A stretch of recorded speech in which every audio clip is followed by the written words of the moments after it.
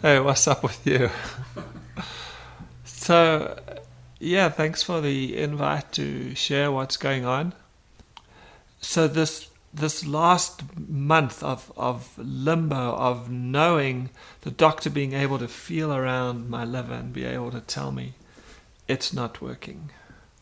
Um, and there's maybe one other treatment that we can try, um, but there's a whole lot of scenarios around it that are going to make it tough.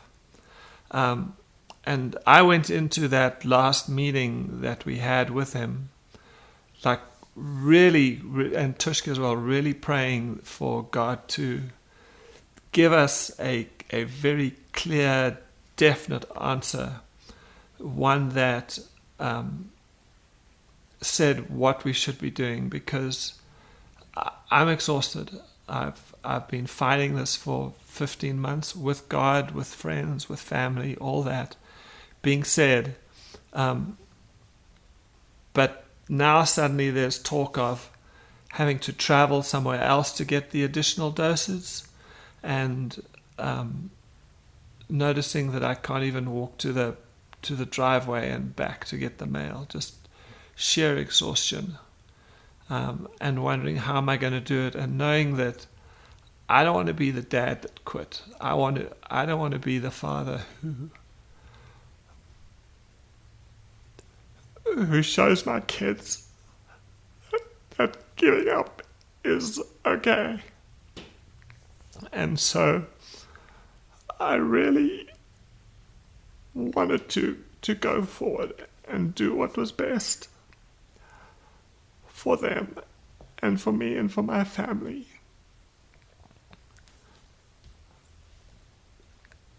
And so to get the answers that we got at the end of that week were scary, but yet very grateful for them, because number one, he said, Mark, your liver is too advanced.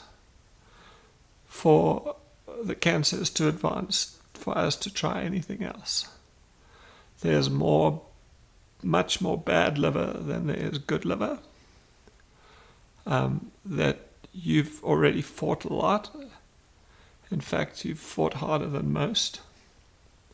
And that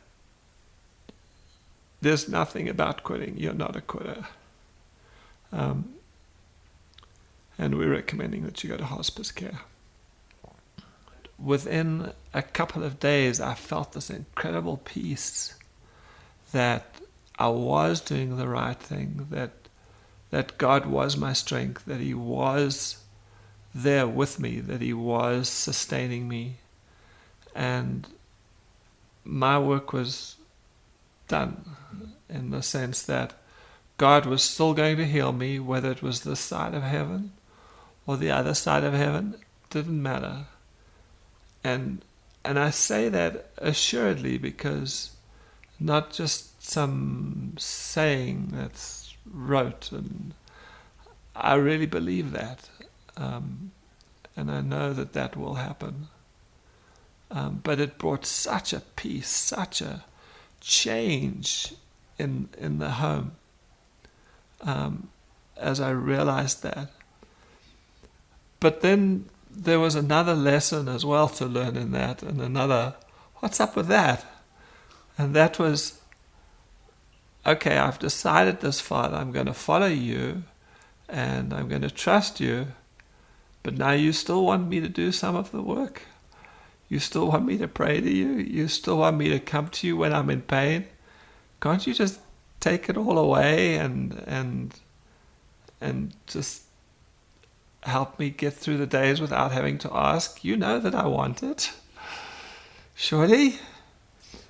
And so this whole part of this, almost this third piece of this journey, is of this last little piece, is knowing that God absolutely still wants us to communicate with Him, wants us to talk with Him, wants us to depend on him. And when I talk about depending for our daily strength, you betcha. Amy did quite a lot of prayers for me this morning, actually. And then just to end off, I think one of the biggest lessons that I've learned through this whole thing, and it's a regret, and that is that why did it take me so long to figure out how much my wife loved me? All those years that we spent niggling and, arguing about the little stuff. Why did we bother? Why was I not focused on her? And so, in summary, we're talking about our first two loves. Loving God with all your heart, mind, strength, everything, all that you are. And then looking around and seeing your friends and your family and what's up with them too. Why have I let them slip? But I think we've made up for some of that. And I do realize how much incredible love that she has for me, and vice versa. And of course, that then extends to the kids as well. And love that I felt from them, and Amy coming home, and Nick coming home. So that's the scoop. Christ is risen. It's risen indeed.